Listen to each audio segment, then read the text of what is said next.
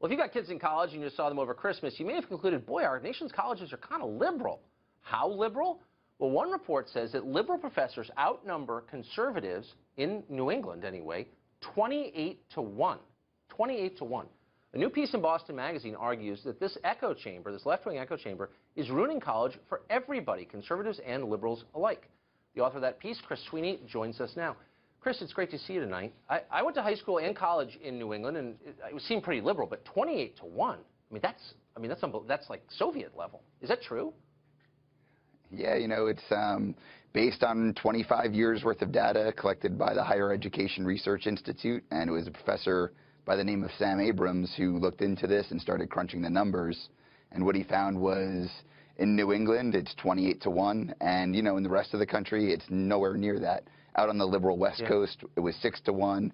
Down south, it was 3 to 1. In the Midwest, it was 3 to 1. But in New England, it was 28 to 1. So that's amazing. I mean, New England, of course, has a very high concentration of some of our most prestigious, I'm not sure best, but certainly most famous colleges and secondary schools for that matter.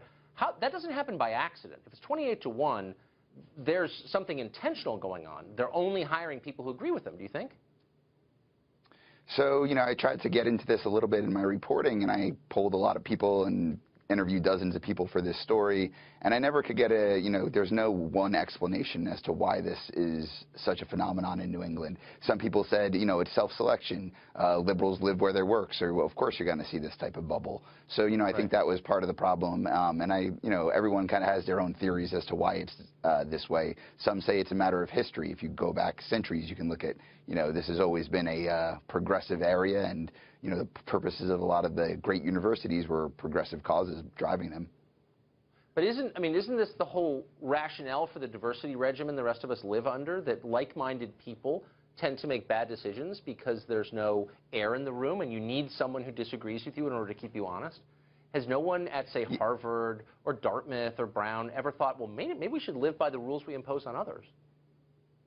So I think it's starting to, this is an issue that's getting a lot of attention now, and I think professors are starting to become increasingly concerned about this and trying to figure out, why diversity of viewpoint is essentially non-existent in New England, and they're, looking for ways to address this. I mean, it doesn't sound very fun anyway. I mean, I know I wouldn't want to be around all people who agreed with me on everything. I mean, that really would be kind of like looking in the mirror all day, and what's the fun of that? What's the other downside to this?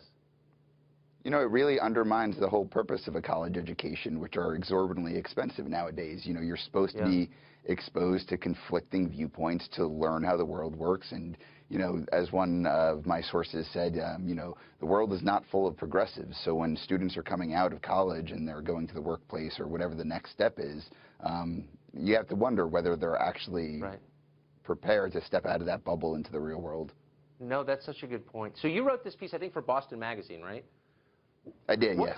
What kind of response did you get to it? I mean, the Hub has got to be one of the most liberal cities in the world. Did people egg your car, or what did people say when this piece came out? So, surprising, we've gotten a ton of letters to the editor, and what we've noticed, though, is it's a lot of old-school liberals saying this is a major problem. I have gotten a few, nasty emails, but I was shocked at the number of people who have emailed us or written us saying, I am a bleeding heart liberal, 70 years old, and I am shocked to read this. So, it wasn't, it wasn't as vicious as I was anticipating, or at least it hasn't been so far. A lot of the old school liberals are pretty honest, and they believe in free speech, and, they're not all bad. Actually, it's the young ones who are scary, I think.